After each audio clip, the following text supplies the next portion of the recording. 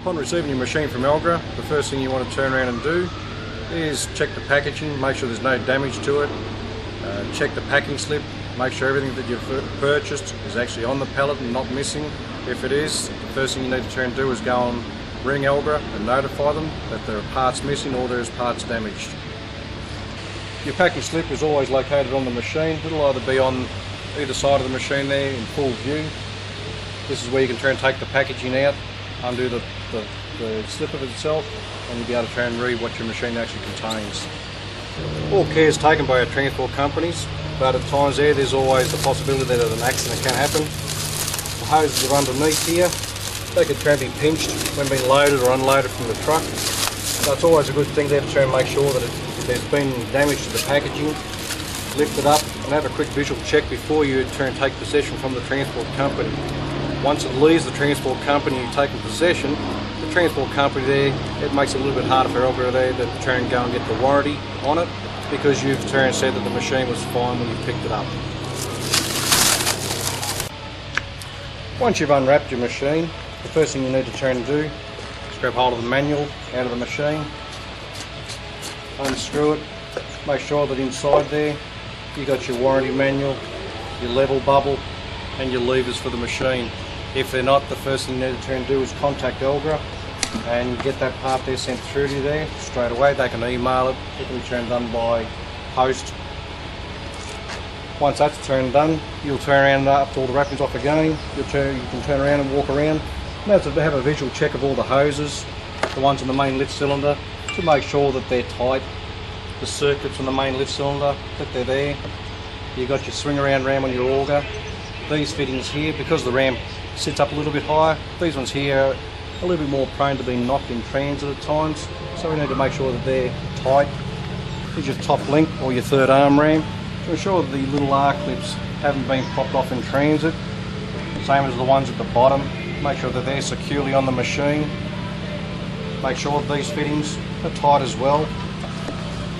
You've then got your east-west ram, it's got the same clips. The one on the top is easy to see, but the one underneath is a little bit more, it's a little bit harder to turn and see, so you need to try and make sure that clip is on there also. Your 2-point linkage pins, make sure that they're in the machine. You've got a pin in the bottom of the machine there which raises and lowers the carriage.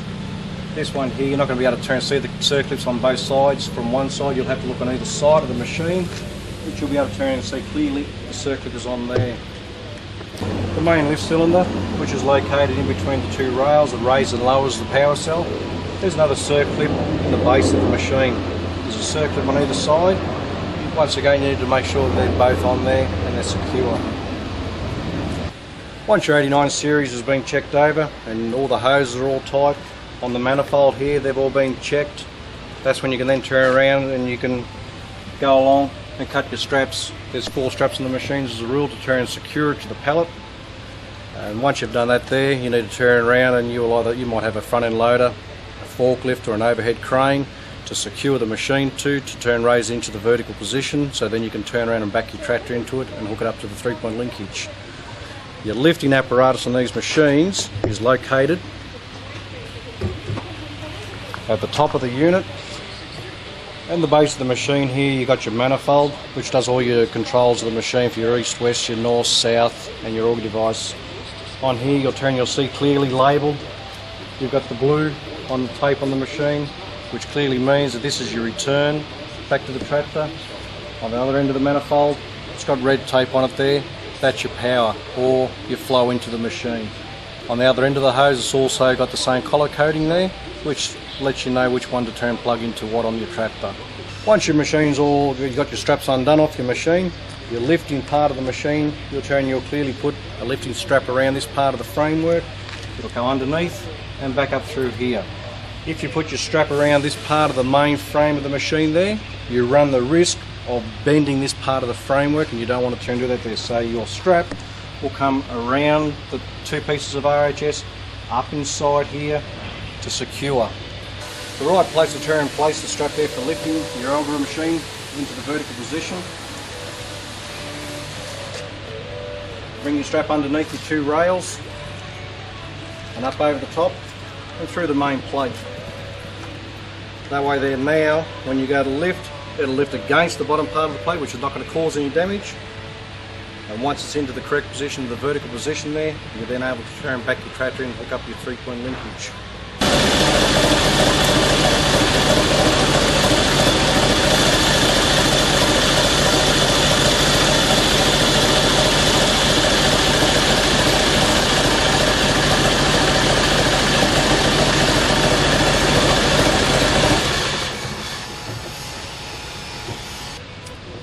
In this part of the machine, we've now got the machine, or the 89 series, stood in the vertical position.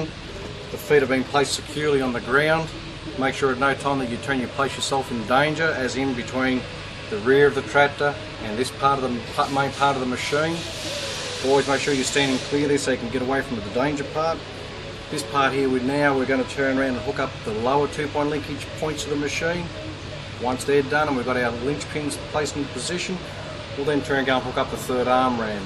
But to turn and extend the third arm ram out, we'll have to turn first to go and hook up the main feed and the return line back into the tractor, and then activate the remotes of the tractor.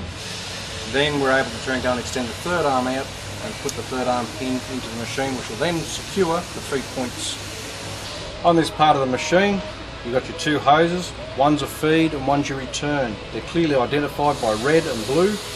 Red being the power, blue being the return. Make sure that you turn around, you activate your remote in your tractor the correct way. If you feed the flow through the wrong way through the machine, it will not work. If you're unsure of which way the flow goes in your tractor, the easiest way, connect up your red one, get your blue one and feed it back into the tank of your tractor, activate your remotes, and if the oil's coming out of the hose, you know that's the way that your remote lever is to go into position. If no oil is flowing, activate your remote lever the other way. That is the easiest way, instead of hooking them up and just activating the levers. Now that your hydraulic lines are connected, you've got your tractor started, you've got the flow going the correct way through the machine, you're now able to turn and get the manifold and able to extend your third arm ram out to place your pin into the machine. Once that's done, your linch pin's on, the machine is then secure because you've already got your 2-point linkage pins connected to the machine, your linch pins are all in. Once again, walk around, a visual check to make sure the little R clips or the A clips are on the points where the ram actually connects to the machine, because in the process of standing the machine you may have connected one of them and it may have been dislodged from the machine. This is your 2-point linkage of the Elgra 89 series percussion driver. You've got one of these either side of the machine. When you're hooking these up there, you may be able to turn around and go and extend your 2-point linkage arms out to connect up into the machine a lot easier, instead of trying to shift out of the main machine itself. There's one of these located on either side of the machine. Make sure that the linch pin is securely positioned so it does not come off. Now that we've got the oil going the correct way through the machine, and your top link and your 3-point linkage and everything else is securely on the machine, we can now turn and set up the levers into the control valve or the directional controls. I find that the levers are set up as I've got here now, but it comes down to individual choice. But in this part here, you'll find that your hammer lever that activates the power cell to fire, you need the lever beside there which activates the power cell to hold pressure on the post at all given times when it's going into the ground. Your next 2 levers there is one for your auger motor rotation and the auger feed up and down. Those pair need to be used in conjunction once again. Your next one there is your auger swing. It's only a single valve operation there, so it's all by itself. Your next one is your top link and then your side tilt of the machine. The hammer lever and the cell retract lever need to be in conjunction with each other, because you need to use the pair of these at the same time. The ones beside it there is your auger motor rotation and your auger feed up and down. Those pair need to also be together there, because you use them in conjunction with each other. As it's drilling, you'll hold pressure on the auger as it goes into the ground. The one beside it there, which is the auger swing, that one there is a single action, so it's only by itself. Your top link again is by itself. Your side tilt is also by its lonesome. We're now going to turn and set up the pressure reducing valve. This part here is designed to turn and hold a constant pressure on the power cell onto the timber. Because the main lift cylinder that raises and lowers the power cell as a double acting cylinder. We therefore have to try and go and put a pressure reducing valve or a release valve in the main machine. This enables us to turn around and hold the whole weight of the machine on the post. To do this, you'll raise the machine up, you'll put a post underneath it, you'll activate the lever to retract while your tractor is running. Your pressure reducing valve is located at the front of the machine. You'll undo the lock nut and you'll turn the screw in a clockwise motion. You'll continue to wind it in until such time as the stabiliser feet of the machine start to come off the ground. Once you let go of the lever there for retracting the power cell, you'll raise it up off the timber. You'll get the pressure reducing valve and you'll back it off a quarter of a turn. You'll get the retract lever for the power cell. You'll activate it again. You'll bring the cell down onto the timber. If the feet of the stabiliser feet there continue to come off the ground, let go of the lever, raise the power cell up off the timber, get the pressure reducing valve and back it off another quarter of a turn. Retract the lever again to pull the cell down onto the timber until such time as the stabiliser feet, are trying to get off the ground but just can't quite make it. If that's the case, the pressure is set. Do up the lock nut and that's it. On the Corel percussion driver there's only 3 greasing points. One's at the back of the power cell that greases the main part of the anvil.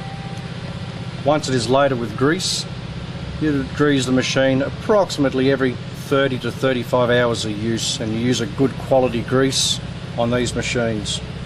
The other 2 points of greasing on the Corel percussion driver is your auger motor bearings. They'll be greased every 3 months because they're a sealed bearing and they're not a high spinning bearing at that time. We're now going to run through the functions of the machine, as in the top link, the side tilt, the auger swing, the auger up and down, the motor rotation, the cell up and down and the power cell, to make sure that they're running in the correct way. As in example, you don't want to pull this lever towards you and have the power cell go up. You need to make sure that they work in the way that we've actually they've been worded on the control panel.